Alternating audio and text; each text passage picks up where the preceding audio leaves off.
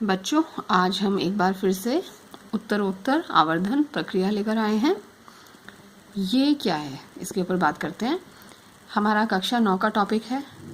पहला चैप्टर है संख्या पद्धति। संख्या पद्धति में ये टॉपिक है।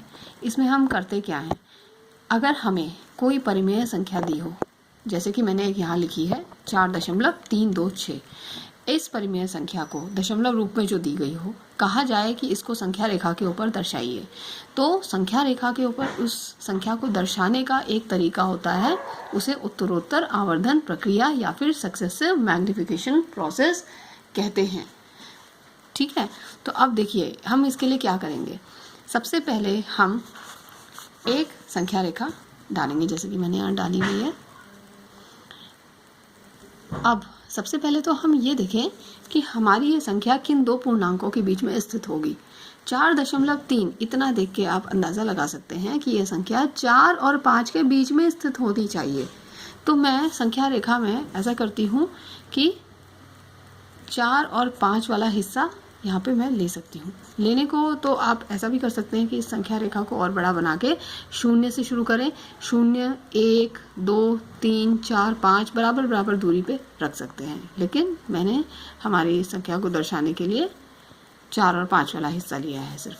अब हम क्या करेंगे, इतने हिस्से को 4 और 5 के बीच में जो हिस्सा है उसको 10 बराबर भागों में बांटेंगे।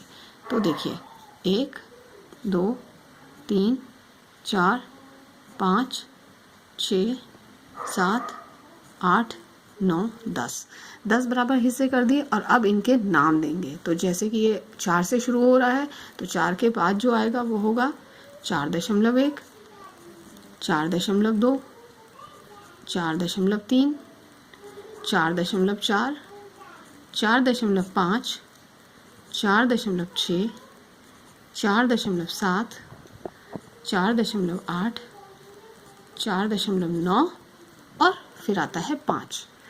अब इसके बाद आप ये अंदाज़ा लगाएंगे कि 4.32 इतना देखिए। अब 4.32 किन दो अंकों के या किन दो संख्याओं के बीच में स्थित हो सकता है। तो 4.32 देख के पता चल रहा है कि 4.3 से बड़ा है, यानी कि यहाँ देखिए ये 4.32 कहीं 4.3 और 4.4 इन दोनों के बीच में कहीं स्थित होना चाहिए। तो अब हम क्या करेंगे, हम 4.3 और 4.4 वाले हिस्से को बड़ा कर देंगे, आवर्धन कर देंगे या मैग्निफिकेशन कर देंगे। देखिए इतने हिस्से को मैं बड़ा करूँगी। ये मैंने इसको बड़ा करके ले लिया। देखिए, और मैं यहाँ पे ये संख्या रेखा का इतना हिस्सा बड़ा करके दिखाऊंगी।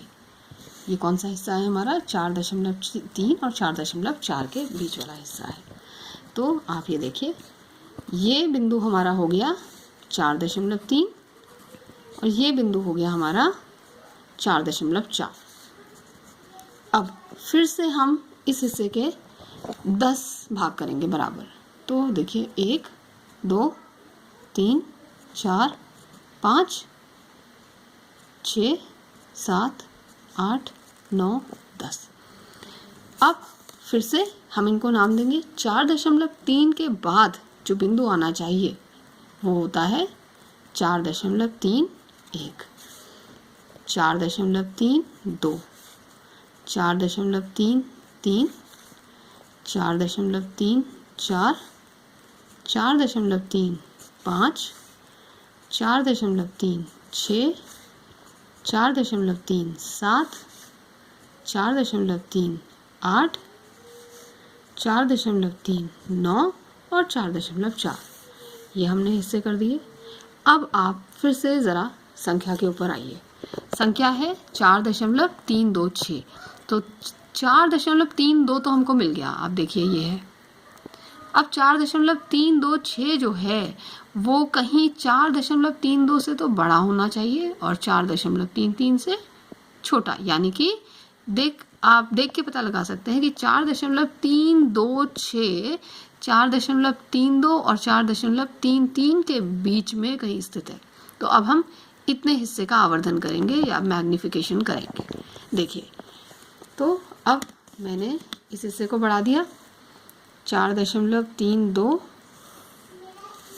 और 4.33। ये देखिए, ये मैंने बढ़ा दिया इस हिस्से को और इसके लिए मैंने संख्या रेखा डाली। ये जो हिस्सा है हमारा, ये मिल गया हमको 4.32, 4.33। ये वाला हिस्सा हमने बड़ा कर दिया। अब इसके भी हम 10 बराबर भाग करेंगे। तो देखिए, 1 2 3 4 5 6 7 8 9 10 10 बराबर हिस्से हो गए। अब आप 4.32 के आगे इसका नाम देंगे। तो 4.32 के बाद मिलेगा आपको 4.321। अगला होगा 4.322। अगला होगा 4.323। फिर अगला होगा 4.324। अगला होगा 4.325। अगला होगा 4.326। अगला होगा 4.327। अगला होगा 4.328 और ये होगा 4.329। तो हमने ये हिस्से कर दिए। अब हमारी जो संख्या थी जिसको दर्शाना था वो क्या थी? 4.326। और देखिए, वो संख्या आपको यहाँ मिल चुकी है 4.326, यानी कि ये है इस संख्या की स्थिति। तो इस प्रकार हम इस विधि से कितनी भी दशमलव स्थानों तक संख्या दी गई हो उसको दर्शा सकते हैं आवर्धन के तरीके से या फिर मैग्नीफाई कर करके। Thank you.